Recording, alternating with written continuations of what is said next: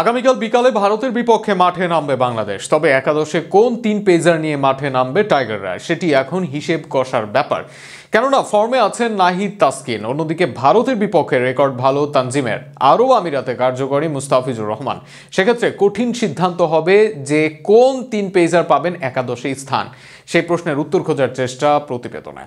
আগামীকাল বিকাল ৩টায় আরব আমিরাতে ভারতের মুখোমুখি হচ্ছে বাংলাদেশ। গুরুত্বপূর্ণ আসরের প্রতিটি ম্যাচই শক্তিশালী দলের বিপক্ষে। সেক্ষেত্রে প্রতিটি সিদ্ধান্তই মেপে মেপে নিতে হবে টিম ম্যানেজমেন্টকে।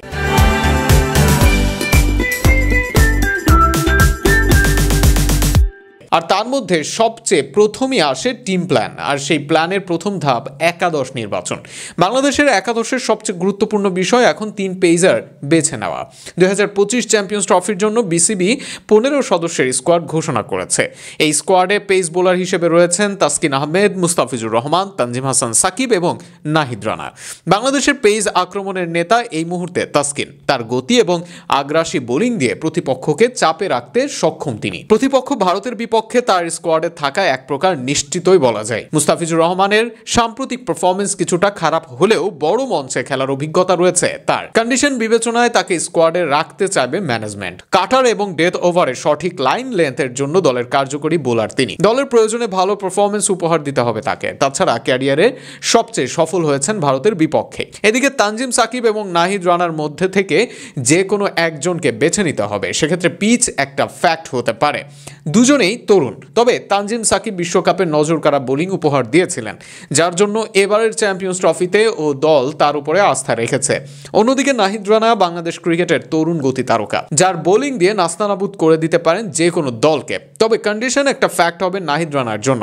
একটু পেস বাউন্সি উইকেটে নাহিদ বেশ কার্যকরী হবেন। অপরদিকে সাকিব একটু স্লো কিংবা কম বাউন্সি উইকেটে হার্ড লেন্থ মেনটেন করে ব্যাটারদের পরাস্ত করতে পারেন বেশ ভালোই। তবে পুরোটাই নির্ভর করবে কোচ এবং ক্যাপ্টেনের উপর। তাছাড়া ভারতের বিপক্ষে বেশ ভালো রেকর্ডই আছে তানজিমের। আন্তর্জাতিক ক্রিকেটে প্রথম উইকেটটাও যে পেয়েছেন রোহিতের। তবে এই দুই পেসারের মধ্যে কাকে বেছে নেবেন সেটি আগে থেকে অনুমান না করাই শ্রেয়। কেননা বাংলাদেশে পেস বিপ্লব চলছে। কাকে রেখে কাকে দলে নিবে এমন পরিস্থিতির মধ্য দিয়ে যেতে হয় নির্বাচকদের। একাদশ সাজাতে গেলেও একজনকে ড্রপ করতে হবে। তবে ভারতের বিপক্ষে বাংলাদেশি পেসারদের ভালো করার বিকল্প নেই। ম্যাচ জিততে হলে তাদেরকে ধরতে হবে হাল। তবে স্কোয়াডে যে তিনজনই সুযোগ পান নিজেদের সেরাটাই দিতে চাইবেন দেশের জন্য। চ্যাম্পিয়ন্স ট্রফিতে টিকে থাকতে হলে শুরু থেকে জয় পেতে হবে। প্রতিপক্ষ ভারত শক্তিশালী, তাদের বিপক্ষে নিজেদের সর্বোচ্চটা উজাড় করে দেওয়ার থাকবে না কোনোই বিকল্প। আর সেটি আগামীকাল করতে চাইবেন ফিল সিমন্সের শিষ্যরা।